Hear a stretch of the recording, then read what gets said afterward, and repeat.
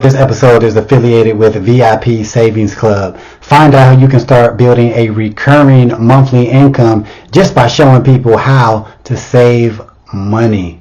And you can get started today by clicking the link in the description.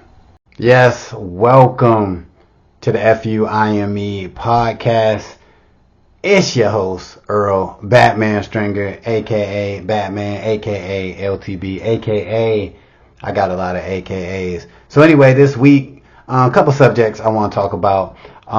One is Jay-Z coming out with a statement with Jay-Z's lawyer coming out saying he ain't friends with Diddy. You know what I'm saying? They were never friends. All right, so we're going to talk about that. Also, it's a potential of a Conor McGregor boxing match against Logan or Jake Paul. And this actually came, I just seen this before I started this podcast. I didn't even look into the story, but comedian Corey Holcomb allegedly punched some woman. Now, granted, when this come out, who knows, I might be wrong because I literally just seen it pop up. Didn't read shit about it, so it could be clickbait for all I know. I don't know, but I'm going to talk about it. All right, so let's get into the Jay-Z. So his lawyer came out and said Jay-Z has never been friends with Sean P. Diddy Combs. They are strictly were business associates. So a lot of people coming out talking like, wait a minute, we thought Jay-Z and Diddy was cool, man. Look at all the shit they worked on together. What about all the videos they were in together, right? And the different parties they were seen at, all the pictures they took together. What do you mean, Jay-Z? Well, here's the thing. In my opinion, like, look, shit.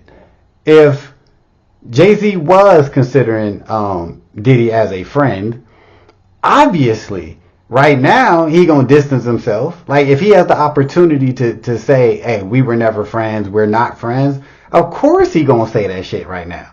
With the accusations that he got against him, and then what Diddy going through right now, of course, you're gonna come out and be like, I don't know that nigga. I don't mess with Diddy. Now, if somebody comes out and like where there's an interview of Jay-Z and Diddy sitting together and Jay-Z's talking about how like they're so cool and how they hang out with each other's families and they be on yachts together and they vacation together, then yeah, that kind of look, crazy. But guess what?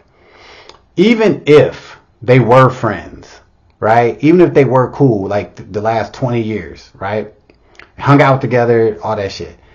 Is Jay-Z still wrong for coming out now and being like, nah, you know what I'm saying? Nah, that was all business. You know what I mean? Even if he did look at him as a friend, like why would somebody knock Jay-Z for saying, like, that's not my friend? That never was my friend. He just being smart. Jay-Z looking out for Jay-Z, right? So now, of course, Diddy probably heard that shit sitting in a cell and was like, what? What? Jigga, we were never friends? Like, that's probably what Diddy thinking, right? And maybe they was, maybe they wasn't. But I don't think Jay-Z is wrong at all for trying to distance himself from Diddy. I mean, why the hell wouldn't he? Like, imagine, like, think about it. Imagine Jay-Z, his lawyer coming out being like, oh yeah, Jay-Z and Diddy are good friends. Damn good friends. Then immediately people gonna be like, yup, Jay-Z did all that shit that he accused of because he friends with Diddy. They probably used to plan this shit together. Like, that's what people are going to say if Jay-Z's lawyer came out and was like, yeah, Jay-Z, yeah, they cool as shit. They boys. Matter of fact, they still talk today. Like, come on. You know that shit ain't gonna happen. Straight up. And so, do I think they were probably friends? I mean, maybe in Jigga's mind, they truly never was friends. Maybe Jay-Z really was on this like, yo, I fuck with Diddy on some business shit. I don't know what Diddy think, but I'm all about business, right? So, I'm going to lean more towards Jay-Z never really rocked with Diddy like that. And I'm leaning more towards like Jay-Z looked at him as a business partner. And now, it is what it is. So, moving right along to the Conor McGregor potentially might fight Logan Paul or Jake Paul in a boxing match. Now, how this came out, because apparently, Conor McGregor, I think, dropped a message on social media talking about he's not in talks for this one fight, but he is in talks with a rich ass family. I think they're in India or something. And this family's like multi-billionaires, and he's in talks with them to put on a boxing match between him and Logan Paul, right? Now the thing is, I ain't gonna lie, because I text my cousin when I saw this shit, and I'm like, bro, I have no interest in Conor McGregor fighting Logan Paul, right? And to be honest with you, and if he was to fight a Paul brother, it should be Jake Paul, because Jake Paul has been talking the most shit about Conor McGregor for like the last 2-3 years. Like, Jake Paul been saying some crazy shit about Conor McGregor, right? Hardcore trolling. So why would Conor fight Logan in a boxing match? It don't make sense. I mean, Jake Paul actually recently came out and challenged Conor to a damn MMA fight. And Conor really he ain't accepted. But now he's in talks with boxing Logan Paul. And to me, I mean, would I watch it? Of course. I mean, a lot of people watch it. But do I think it has any purpose at all? Hell no. It don't make no sense. I mean, a lot of people talk about these celebrity matches as like money grabs, right? And a lot of them truly are. But at least they got some sort of point to them. You know what I mean? Like, oh, we'll see who's tougher than who. Or is MMA fighters better than boxers? Or, oh, they got this grudge match going.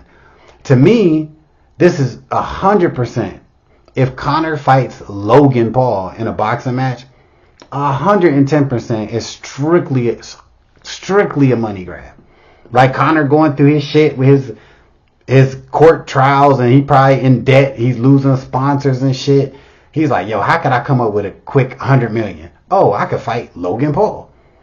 And Logan Paul all about that money. You know what I'm saying? He doing his WWE shit. But WWE, I'm sure, ain't paying Logan Paul $50 million or $100 million, right? So Logan might be like, shit, I love the money. I'll fight Conor, right? But it don't make sense. There's no, real beef between Logan and Conor. There's no, it don't make sense to me at all for him to fight them. So people are saying, okay, well, if either way, for Conor McGregor to fight outside of the UFC, he has to get the UFC approval.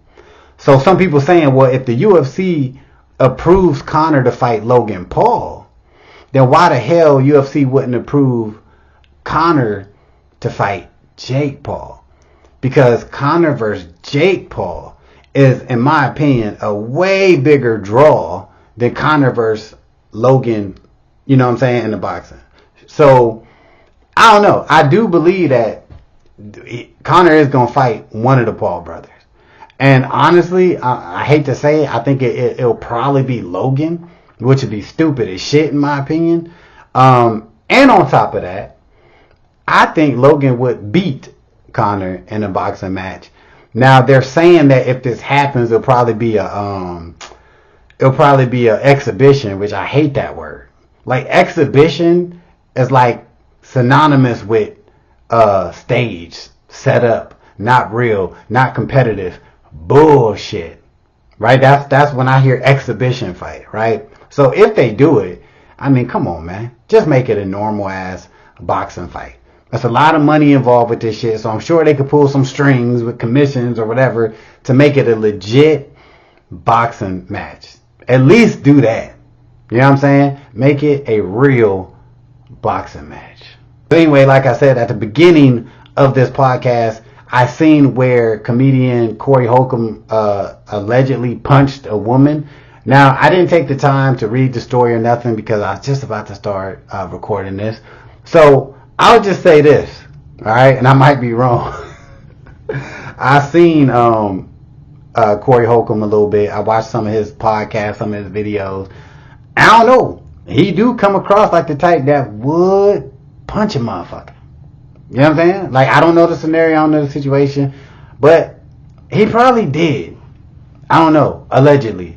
I don't know what to say. I don't even know the story. But I'm just going to say, like, from the guy I see, the character I see on his podcast, on his channel, I can see him doing that.